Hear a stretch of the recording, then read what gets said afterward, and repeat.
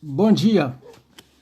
A mensagem que nós estaremos fazendo uma reflexão hoje é da década de 80, quando estava no Espírito Santo, na cidade de Nova Almeida, e é um manuscrito, e eu tenho registrado as vezes que eu tive oportunidade de ministrá-la. Foram em vários estados e também várias cidades. E o tema é vários tipos de pessoas em um grupo. E para a gente poder pensar qual é o papel nosso quando nós estamos num grupo, se temos uma missão a cumprir, porque nós não ficamos aleatoriamente em um grupo. O nosso relacionamento social, ele é construído e ele vem sob pressão, né, chamado pressão social. Ele se constrói socialmente também com a adaptação da cultura que nós inserimos e aquela que encontramos, o norte do grupo, os valores. E tem a dimensão do sofrimento também que este grupo produz. Então nota que o desafio é muito grande. Então existem vários tipos de pessoas num grupo. E eu quero começar falando sobre o que não entra no jogo. É um tipo de pessoa que ela nem alimenta o desejo e não passa pela cabeça dela integrar-se a um grupo, apesar de estar neste grupo, porque não tem como. Isso aqui se aplica no caso em que todos nós estamos inseridos dentro de um contexto social de grupo, porque a não ser que a pessoa seja um ermitão, ele se isole, né? Um monge.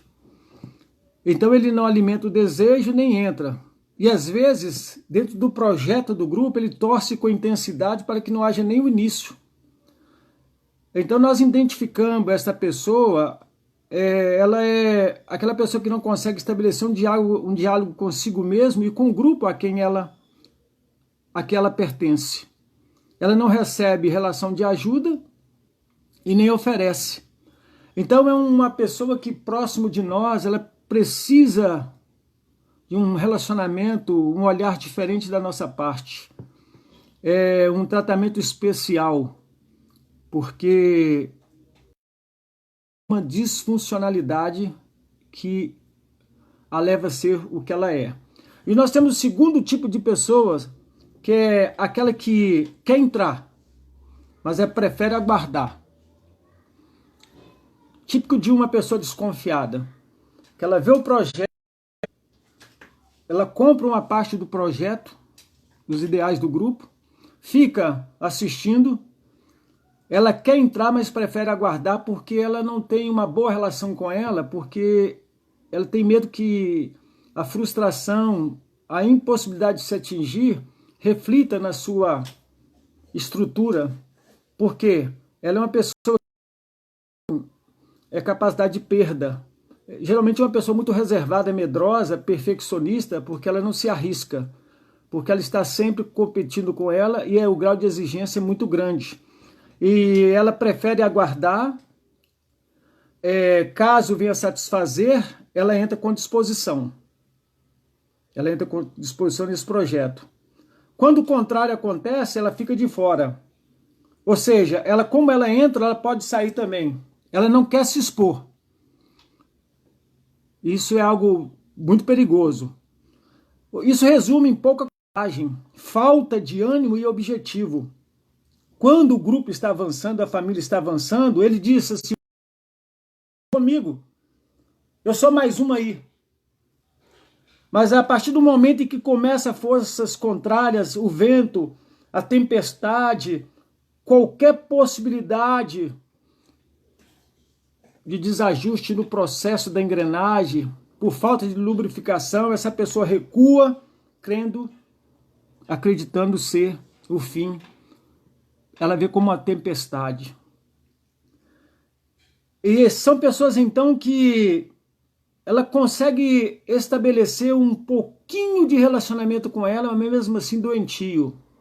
Ele é patológico, porque é um transtorno que causa prejuízo a ela porque ela não consegue se expor à perda, porque acredita sempre que perder é vergonhoso. Mas eu quero dizer para você que está ouvindo, perder nem sempre é vergonhoso. Porque quando nós perdemos e aprendemos, eu gosto muito desta frase. É aquela pessoa que estabelece uma pequena comunicação consigo mesmo, mas ela consegue ver o grupo, o outro, como de uma forma distorcida. É uma pessoa que recebe ajuda, mas não dá. Ela não consegue contribuir muito para o grupo que ela pertence. O tipo de pessoa que é aquela que entra indisposta para somar, insatisfeito. Essa pessoa ninguém consegue tirá-la e ela também não consegue estar totalmente integrada. Um tipo de pessoa que não consegue presentificar, ter um sentimento de pertencimento aos ideais do grupo, à objetividade. Ela não consegue extrair e nem plantar algo, porque ela produz indisposição, uma insatisfação nela mesma. Apesar dela, às vezes, conseguir se sentir como parte. Ela, internamente, ela se sente como parte. Porém, as evidências vão negando no desenrolar das convivências, do processo. Ela está no meio, porém, ela justifica-se a si mesma, mas nunca o grupo. Numa ocasião ela entra, em outra ocasião ela não entra. Mas mesmo distante é impressionante. Quando ela volta para o grupo, parece que ela nunca saiu. Nós temos pessoas muito próximas de nós assim, que elas flertam com grupos, com a igreja e com algumas coisas boas, mas elas não conseguem estabelecer vínculo. É aquele tipo de pessoa que se comunica bem com o grupo, consigo, mas sem ideal. É uma comunicação explorativa. Ele comunica-se para não se estrumbicar. Ele tem informações de todas as coisas que estão acontecendo. Ele tem um olhar aguçado para até possibilidades futuras, tanto boas como prejudicial para o grupo, mas é uma pessoa que é impressionante. A gente não consegue entender o ser humano, como que no mesmo ambiente, no mesmo grupo, na mesma didática usada,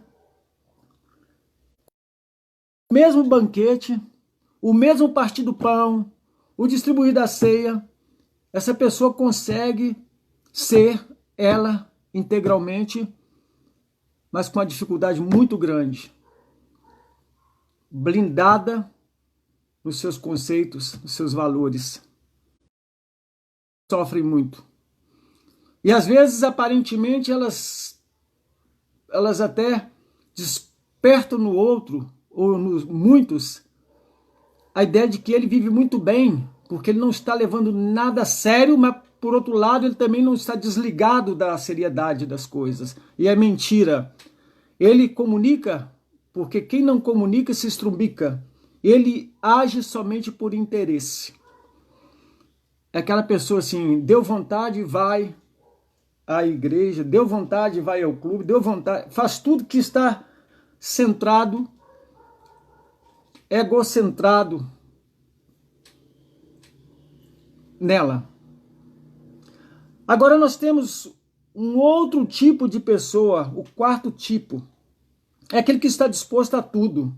Ele sua a camisa, ele ama a verdade do grupo, ele sabe trabalhar com as mentiras do grupo, ele sabe lidar com aquelas coisas que estão a ameaçar ou a gratificar, contribuir para o grupo. É uma pessoa que se importa com o grupo, é até amante de uma verdade que a Bíblia nos traz, que o próprio Jesus falou para os discípulos: bem-aventurada coisa dar do que receber. É uma pessoa simpática, agradável.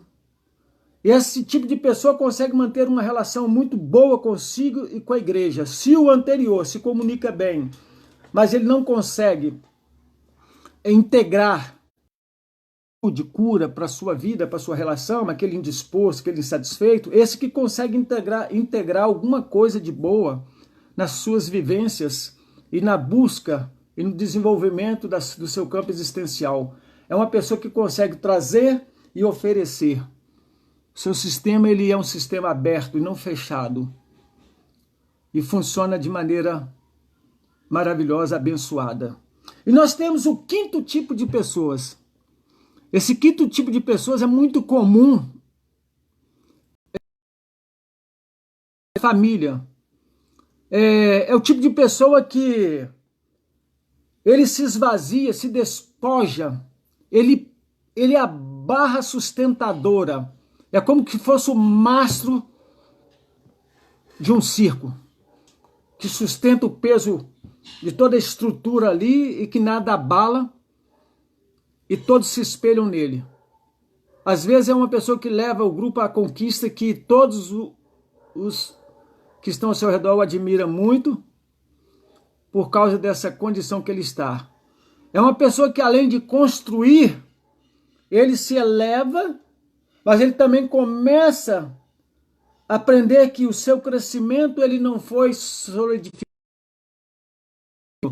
Ele consegue olhar para baixo, estender a mão, e se a mão não alcança, ele vai ao mais baixo nível para poder erguer alguém que está ao seu lado. É o tipo da pessoa que se esvazia, se despoja, e cumpre-se nele o que a palavra de Deus fala quando Paulo escreve à igreja de Corinto. É uma das coisas mais lindas que a Bíblia fala, no meu entender, para a compreensão do Evangelho, para aqueles que querem realmente sentir, viver e poder expressar Deus na sua vida. Paulo diz assim, em 2 Coríntios capítulo 12, versículo 15, eu, de muita boa vontade, gastarei e me deixarei gastar pelas vossas almas, pelas vossas vidas, ainda que amando-vos cada vez mais, seja menos amado por vós. Esse papel aqui, um amor ágape, é interessante que a gente consegue vê-lo integrado à maternidade. O que uma mãe faz por um filho é algo indescritível. É impressionante. Eu sempre, quando estou com meus 5 filhos ou com a minha esposa, tenho oportunidade, eu digo, olha, pode me agredir, mas não agrida a sua mãe, não. Porque o que ela faz por vocês, eu não faço. É profundo demais o afeto, o sentimento de uma mãe. Me parece que tem na mãe um resquício, uma dimensão afetiva, de sensibilidade que outros não têm. É por isso que nós podemos, que a mãe se esvazia, se despoja e ela permite fazer sacrifícios que não é possível a mais ninguém. Então Paulo disse, eu deixarei gastar, me gastarei, vos cada vez mais seja menos amado por vós. E Deus honrou Paulo, porque no final da sua vida ele disse, combati o bom combate, acabei a carreira, guardei a fé, desde agora está preparado para mim o reino eterno. Porque vida com Deus é isso, é uma esperança que ela transpõe essa dimensão terrena. Esse tipo de pessoa é aquele tipo empático, mantém um profundo relacionamento com ele mesmo e com o grupo. Ele é uma pessoa que se constrói e constrói as outras pessoas. O princípio de vida dela é um princípio que reflete possibilidades daqueles que estão próximos crescerem, desenvolverem, conquistarem. Então nós vimos 5 tipos de pessoas. O primeiro, o que não entra, não quer entrar. e não quer que nem comece alguma coisa. O segundo é aquele que ele quer entrar, mas prefere aguardar porque ele quer ver os resultados. São pessoas com algum tipo de psicopatologia, pessoas inseguras. O terceiro tipo é aquele que entra indisposto. Ele consegue se sentir parte do grupo, mas ele não tem um sentimento pleno e significativo do pertencimento. É como se fosse aquele que consegue fazer parte, né, da armação do circo, fizesse parte da sua família, mas ele mesmo não desfruta de tudo aquilo que é produzido pelo grupo, porque ele é uma pessoa que tem uma relação explorativa. Ele está indisposto, ele está para somar, ele não põe a devida força, ele não pega do outro lado. E o quarto tipo é aquele que está disposto a tudo, ele sua camisa, ele se sente parte do grupo, é amante da verdade, ele sabe que é muito melhor dar do que receber, mas ele não tem a totalidade daquilo que a quinta tipo de pessoas tem, que é aquele que se esvazia, despoja. Ele não está preocupado em que o outro o valorize ou não, mas ele sabe que ele está cumprindo uma missão de elevado nível e que é para a glória de Deus, porque ele mesmo já se construiu em Deus. O nosso convite é para que quem está nos ouvindo se construa em Deus e veja a dimensão da vida, quando você não depende de outros para ser feliz, porque você está experimentando graça e misericórdia de Deus no cuidado dele com a tua vida, enchendo teu coração de alegria. E eu convido a você a pensar em qual destes 5 tipos de pessoas você se encontra.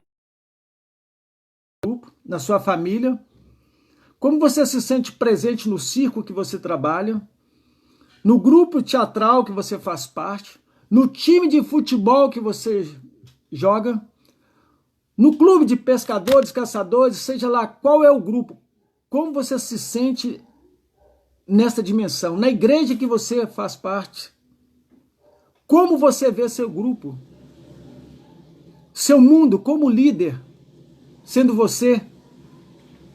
Se você é algo com muita expressão, os teus ideais é para a sua própria realização ou é para abençoar outras vidas e para a glorificação de Deus? Nós temos que pensar nisso tudo. Como você vê então, nós temos que estar atento a esta realidade. Nós temos que ter nossos ideais para a glória de Deus. E como nos vemos, se nos vemos como mais um apenas ou parte importante, se nos vemos como mais um no processo de estar abençoando, é bom. Se nos vemos como parte importante, mas no processo de estar abençoando, é bom também. Mas se nós fazemos todas as coisas pensando que nós somos capazes e queremos aplausos, nós vamos nos frustrar e sofrer. E a Bíblia diz assim, olha, você sentirá em momento em que você está com a intenção não correta, a motivação não é a melhor, você vai ver que as tuas forças serão poucas. Mas se você confiar em Deus, se você procura fazer aquilo para a glória de Deus, para abençoar outras vidas, você vai perceber que o desafio está acima da sua capacidade.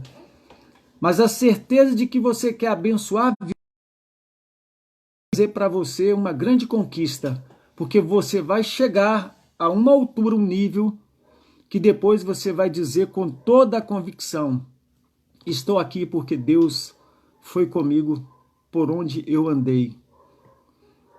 Isso é importante. Mas como nós podemos trabalhar essa participação nossa no grupo para que a gente não se sinta inutilizado, incapaz, explorando o grupo? Porque o problema todo que nós queremos aprender aqui é o seguinte: você não pode ser uma pessoa que explora seu grupo, explora a tua família. Explorar significa que você só busca combustível lá, você se equipa e vai viver sua vida. Mas quando você vive de forma intensa a realidade do teu grupo, você vai também levar combustível emocional, afeto, perspectiva. Você vai levar alguma coisa para aqueles que você é amado por eles e que você certamente ama também. Mas se você tem alguma dificuldade no seu relacionamento com você mesmo, para não entender qual que é a sua verdadeira identidade no grupo que você pertence, eu quero que você possa ter um olhar dentro da Bíblia. Se você tem complexo de inferioridade ou superioridade, é um problema sério. O complexo de superioridade, ele potencializa um sofrimento em que, apesar das conquistas, manter a estrutura, o controle e o domínio vai estar sempre tirando de você a alegria de viver aquilo que você, na verdade, conseguiu alcançar. Se você tem complexo de inferioridade, você submete a uma condição de opressão em você mesmo e não percebe a beleza daquelas coisas mínimas que você alcançou. Porque existem pessoas que elas conseguem se alegrar com poucas coisas, enquanto outros não conseguem se alegrar com grandes conquistas que tiveram. Eu cito isso, às vezes uma pessoa que joga num time de várzea, num bairro, vive intensamente a prática, aquilo faz parte da vida dele, é tão feliz. Nós temos jogadores que chegam na seleção brasileira, campeões, melhores do mundo, uma vida completamente tumultuada porque não consegue simplificar a beleza da conquista. A conquista não é para elevar ninguém a um certo nível de superioridade, muito pelo contrário, conquista é para servirmos. Dons devem ser usados para abençoar. Essa que é a diferença. Mas se você não tem bem ajustado qual que é o grande problema seu interno, se é superioridade ou inferioridade, para que possamos então olhar a Bíblia. Faça uma autoanálise.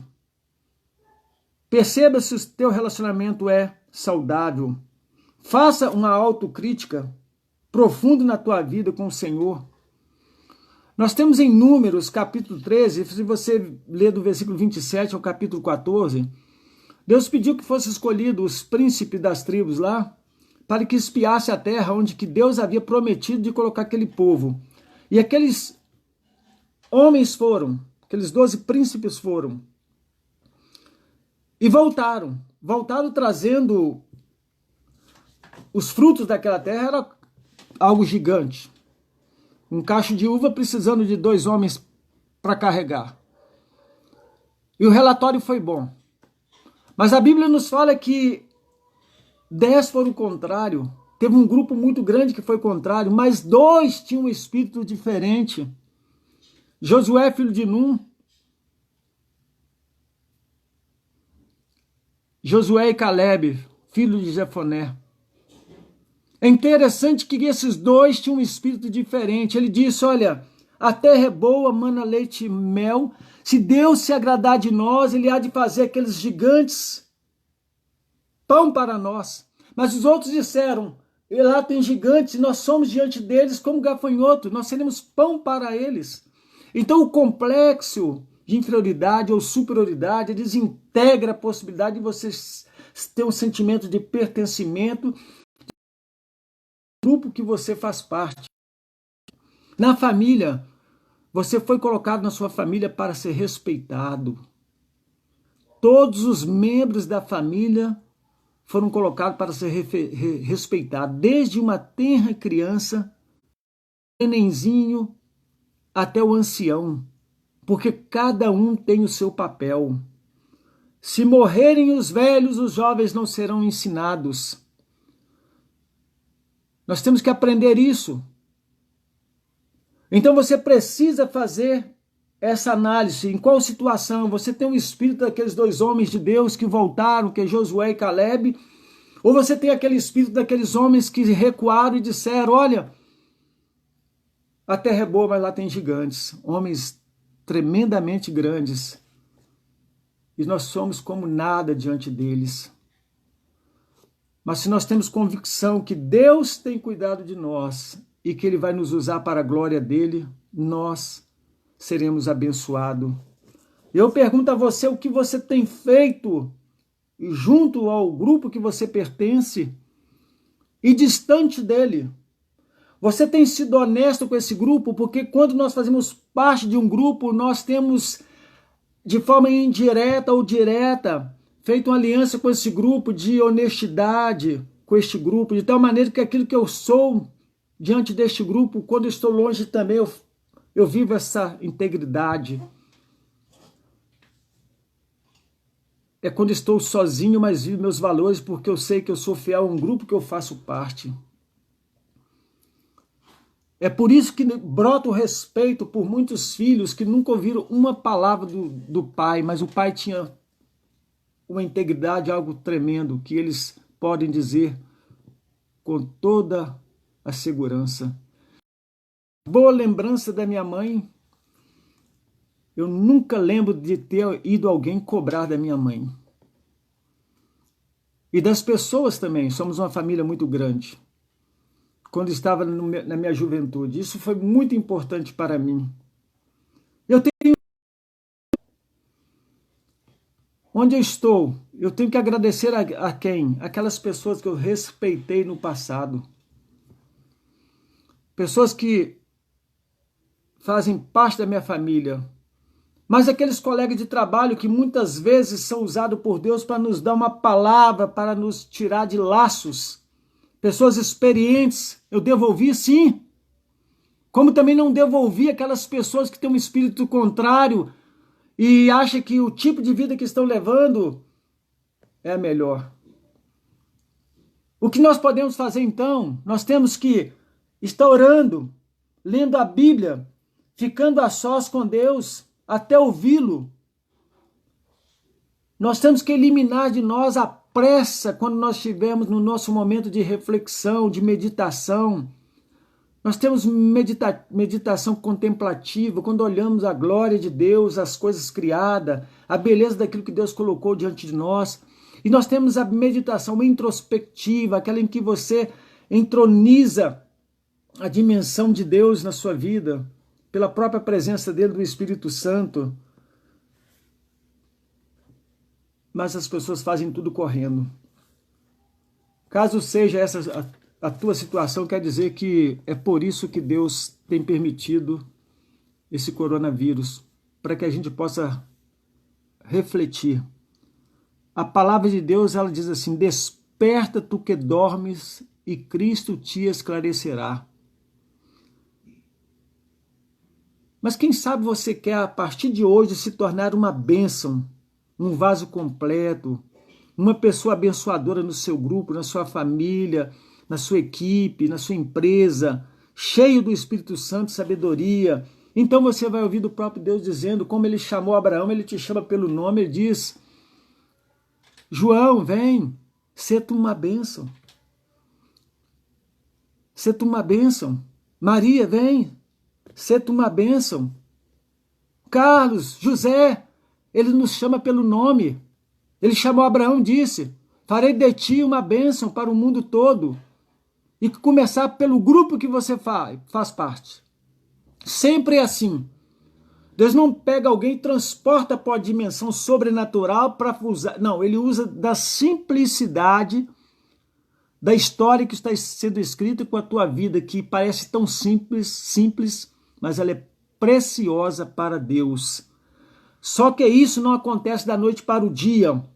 Os discípulos de Jesus, depois de ficarem anos com Jesus, ainda ouviu: ficai em Jerusalém até que do alto sejais revestidos de poder. Se você ainda não se sente capaz de produzir, de construir, fica na brecha, aprendendo, crescendo. É interessante que há pessoas que pensam que enquanto elas estão aprendendo, elas não estão construindo. Você constrói uma pessoa que está sendo seu mentor, que está te apontando o caminho, pelo cuidado de ouvi-lo e respeitá-lo. Ele está sendo construído sabendo, olha, alguém aprendeu que vale a pena valorizar os apontamentos que outros colocam. você está crescendo e fazendo com que o outro cresça. Porque relacionamento é respeito e não expectativa. Quanto mais expectativa em relação a alguém, mais frustração você terá. Mas se você tem respeito a alguém, que você sabe que ele tem conteúdo, ele tem substância, ele tem algo para passar para você, ainda que você não concorde com pontos de vista que essa pessoa tem no seu grupo, mas você submete, você se coloca na hierarquia, na dependência, porque você sabe que tem coisas que a princípio é muito dolorido. Quando alguém fala pra gente como que você é soberbo. Eu lembro no final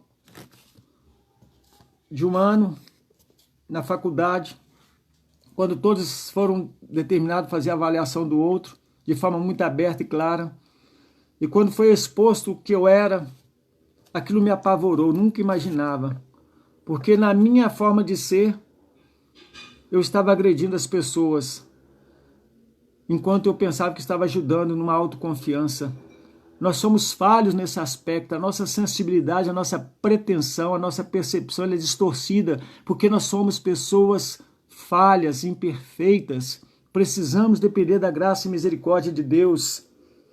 Isso não acontece da noite para o dia, ou do dia para a noite.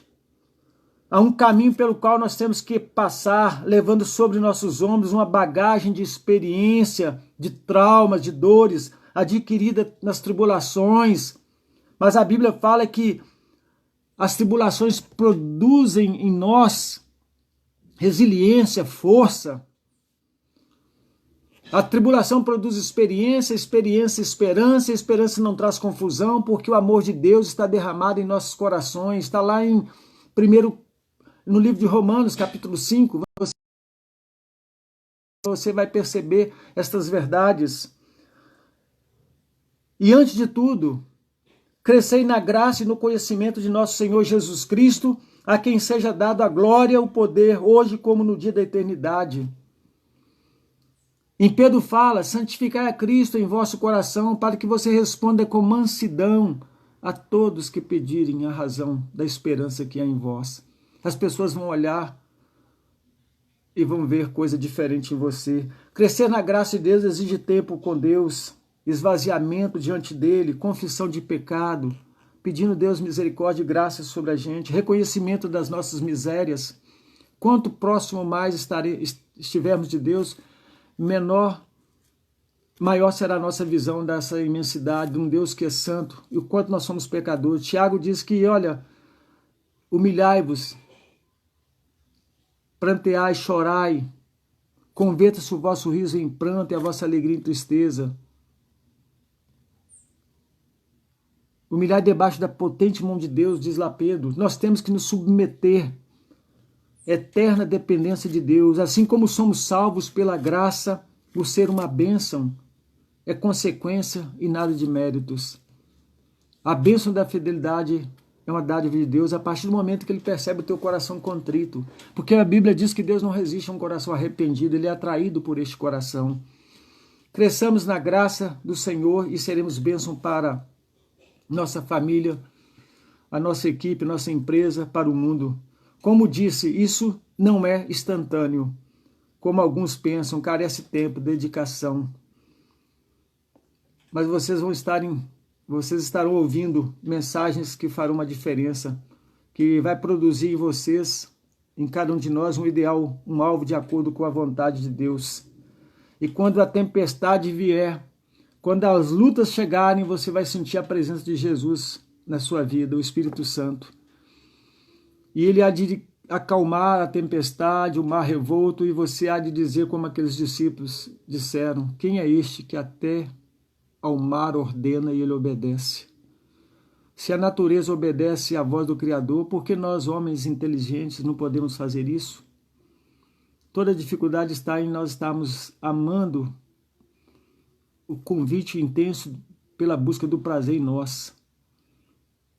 E nós temos que correr disto. Ser uma bênção é a mesma coisa que ser o bom perfume de Cristo. E para estas coisas, quem está preparado, quem é idôneo? 2 Coríntios 2,16, Paulo, depois de muita experiência, ele afirma assim, olha, não que haja alcançado, mas prossigo. Em Hebreus também 12, de 1 a 2, você vai ouvir a palavra de Deus, deixando todo embaraço e olhando para o alvo que é Cristo, o qual pelo gozo que estava proposto suportou a afronta e a cruz. Ele entregou sua vida por nós. Crescer na graça de Deus exige motivação sincera, aquela que envolve toda a tua vida, toda a tua força, todo o teu coração, teu ser. Você se dá a Deus. Entrega a tua família, ao teu grupo, a tua equipe. Você se entrega num relacionamento em que você fala, para mim, o viver é Cristo e o morrer é lucro. Eu quero viver esta verdade intensamente na minha vida.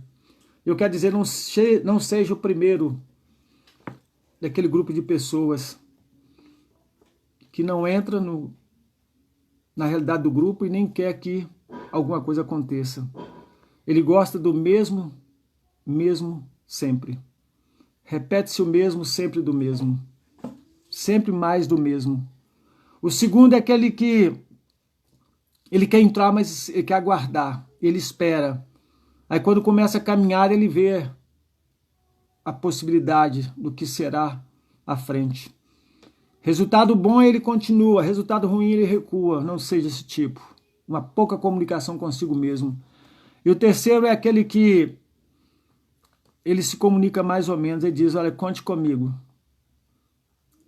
Mas quando vem a tempestade, ele não consegue se manter. O quarto é aquele que entende um pouco e se entrega. Ele sabe que mais bem-aventurada coisa é dar do que receber, e ele então processa isso na sua vida. Ele percebe que vale a pena um pouco de sacrifício. E o quinto, o ideal de ser. O grande desafio é aquilo que Paulo ele disse, é o empático, é aquele que ele consegue integrar na sua vida a dor e o sofrimento do outro. É aquilo que Paulo fala lá em 1 Coríntios 12, 15. Deixa eu passar com certeza para você essa referência. 2 Coríntios 12, 15. Eu de muito boa vontade gastarei e me deixarei gastar pelas vossas vidas. Cada vez mais seja menos amado por vós. Este é o ideal de Deus, que você, no seu grupo, na sua família, no mundo que você está, seja uma bênção. Que Deus te abençoe, que Deus tenha misericórdia de ti, que Deus sobre ti levante o seu rosto e te dê a paz, que o Senhor guarde a tua entrada e a tua saída desde agora e para sempre. Amém. E sobre mim também a graça e a misericórdia deste Deus tremendo. Amém, amém, amém. Ô glória!